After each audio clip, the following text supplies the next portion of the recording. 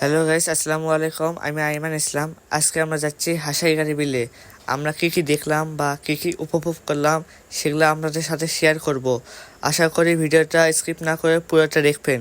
So basically আমরা 2 দিন আগে আমাদের ফুপির বাসায় এসেছিলাম।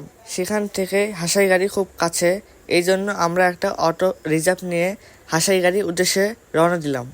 সো যাওয়ার সময় আমাদের চোখে পড়লো একটি পুরানো রাজবাড়ি। এই রাজবাড়ির ইতিহাস সম্পর্কে আমার ঠিক জানা নেই, কিন্তু অনেক পর্যটক এটি দেখছে।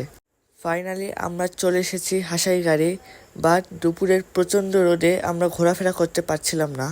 আমরা একটা গাছের ছায়ায় বসে বিশ্রাম নিচ্ছিলাম এবং সবাই মিলে আলোচনা করছিলাম একটু ছায়া হলেই আমরা একটি নৌকা ভাড়া করে বিলে ঘুরবো।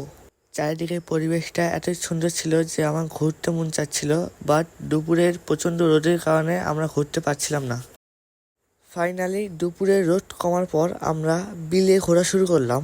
যদিও নৌকাটির ভাড়া বেশি চাচ্ছিল, কিন্তু ভাইয়া এবং আমরা দামাদামি করে নৌকাটি 200 টাকার মধ্যে ফিক্সড করলাম। সো বিলে যাওয়ার পর আমরা মাঝি ভাইকে বলতেছিলাম সেই ভাইরাল গাছটি কোন দিকে, সেই দিকে আমাদের নিয়ে চলেন। মাঝি ভাই আমাদের ভাইরাল গাছটির দিকেই নিয়ে যাচ্ছিল। আমি চারিদিকে ঘুরে ঘুরে দেখছিলাম, পরিবেশটা যে এত সুন্দর কিছু বলার নেই। আমার ফ্যামিলির সবাই এই দৃশ্যটি উপভোগ করছিল, আর উপভোগ করবেই না কেন, পরিবেশটা যে এত সুন্দর আপনারা না আসলে বুঝতেই পারবেন না। আমি চারিদিকে দেখলাম আরও অনেক নৌকা সেই ভাইরাল গাছটির দিকে যাচ্ছে।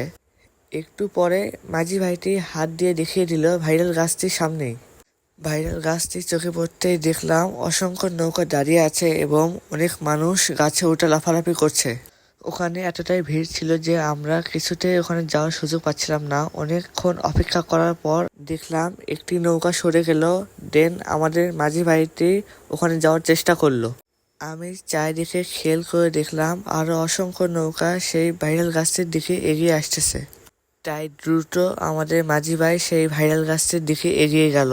ওখানে কিছুক্ষণ অপেক্ষা করার পর আমরা সেই ভাইরাল গাছটির কাছে চলে এলাম। আমাদের মাঝি ভাই নৌকাটি সেই ভাইরাল গাছটির কিনারায় এগিয়ে নিয়ে গেল। ফাইনালি আমরা সেই ভাইরাল গাছটির কাছে চলে এসেছি। দেন আমি হাসাইগাড়ির সেই বিখ্যাত ভাইরাল গাছটির উপরে উঠলাম। গাছে ওঠার পর অনেকে দেখি গাছের উপর উঠে লাফালাফি করছে, দেন অনেকে দেখি গোসলও করছে। গাছে উঠে কিছুক্ষণ বসে থাকলাম। অনেকে দেখি গাছে এসে চড়ছে এবং লাফালাফি করছে। আসলে মানুষ এই গাছটিকে কেন ভাইরাল গাছ বলে আমি বুঝতে পারলাম না। এই গাছে তো দেখার মতো কিছুই নেই। আসলে বাঙালি জাতি এমন একটা জাতি যে কোনো কিছু ভাইরাল করতে সময় নেয় না। কিছুক্ষণ বসে থাকার পর আমরা খেয়াল করলাম আমাদের নৌকা ভাড়া করার সময় শেষ হয়ে যাচ্ছিল, তাই আমি ভাইরাল গাছটি থেকে নেমে পড়ছিলাম এবং নেমে দেখলাম ভাইরাল গাছটির দিকে অনেক নৌকা আসতেছে এবং ভিড় বাড়তেছে। দেখুন আপনারা চারিদিকে কত ভিড়, কত মানুষ এই ভাইরাল গাছটি দেখতে এসেছে। জানি না এই গাছের মধ্যে কি আছে যে মানুষ এত ভিড় করে দেখতেছে। আমার মতে আপনারা হাসাইগাড়িতে আসলে এই গাছটির কাছে না এসে বিলটি ভালো করে ঘুরে উপভোগ করবেন। নৌকায় উঠে আমি আর বড় ভাই একটু পোজ দিচ্ছিলাম।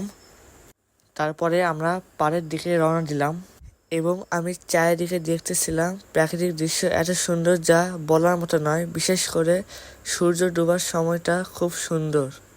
আপনারা দেখুন সূর্য ডোবার সময়টা কতটা সুন্দর, যা আপনারা না আসলে বুঝতেই পারবেন না।